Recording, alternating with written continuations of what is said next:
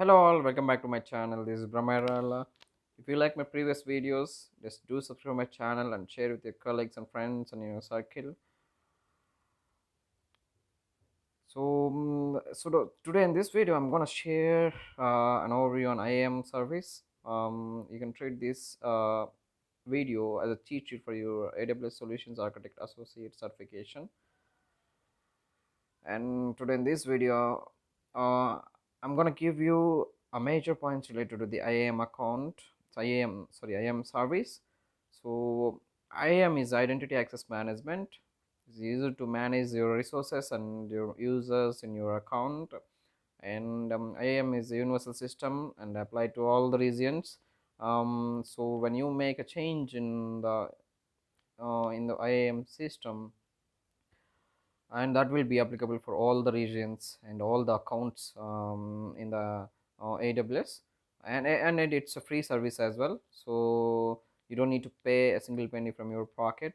You can use it directly when you create AWS account, and the account that you create for the first time, that will be treated as a root account, and that will be having admin privileges as well, so you can make any change to that account, and you can create sub accounts as well. And the new IAM accounts have no permissions by default until they granted. Make sure when you create an account, new IAM account, so there will be no permissions by default, so you have to manually provide permissions for that using JSON documents.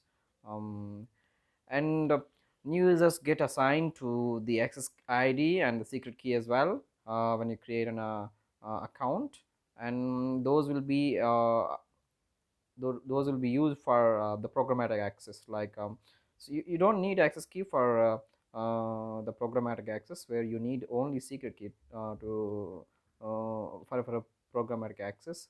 Whenever you want to, for example, whenever you want to store some data from your application to the AWS storage service, which is S3, then you need the secret key to connect from your application to the S3, so that you can push the data to the S3 directly using the secret key. And the access key is used for the CLI and the SDK. CLI is a command line interface. So whenever you want to open a command line interface, you need access keys, and whenever you want to use SDKs related to the AWS, you need access keys as well. And always set up MFA for better security for your root account, and users must enable MFA on their own, where admin cannot enable that to the each user. So make sure you enable the MFA, multi-factor authentication, for your user. So you admin cannot provide that, so make sure you enable that from your end.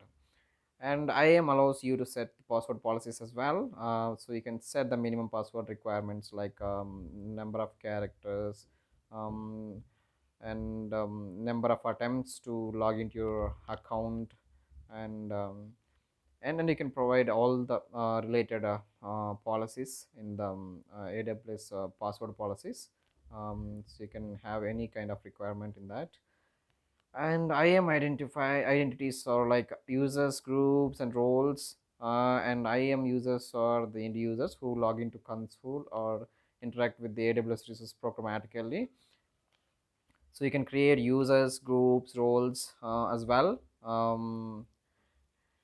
And the IAM groups are used to group the users, like you can group a number of users related to a single operation, like uh, if the users are related to the admin activities, then you can create admin group, and you can have a permissions on top of that group, and that will be applicable for all the users in that group. And you can create any number of groups, like developers, designers, kind of. So if you have a team, a technical team, and you can create a group kind of thing, like developers, and you can assign related permissions like read or write permissions, whereas developer don't need delete permissions. So you can have a delete permissions for the admin, whereas developers don't need that. So you can create permissions using the IAM on top of that group. So that will be very useful. So that will save your time as well when you are working in an team environment. And you can create roles as well, like you can associate permissions to that role and assign that to the groups or users. So you can create a for example, you can create an architecture kind of role, and you can assign that role to the all the architects, which are nothing but users, all the architects in your team. And you can have a group as well, and you can assign that role to the on top of the group, or all the users as well. So so so you can have roles as well. And IAM policies are basically JSON documents, and which grants permissions for specific users, groups, or roles to access services. And these are attached to IAM entities. So IAM documents are JSON documents. It supports only JSON. So make sure while creating a policies or the permissions, you can you have to have a JSON document, and you can upload it, or you can copy paste to the IAM tab. And the main managed policies are the policies provided by the AWS. So you can't change that, or you can't edit that.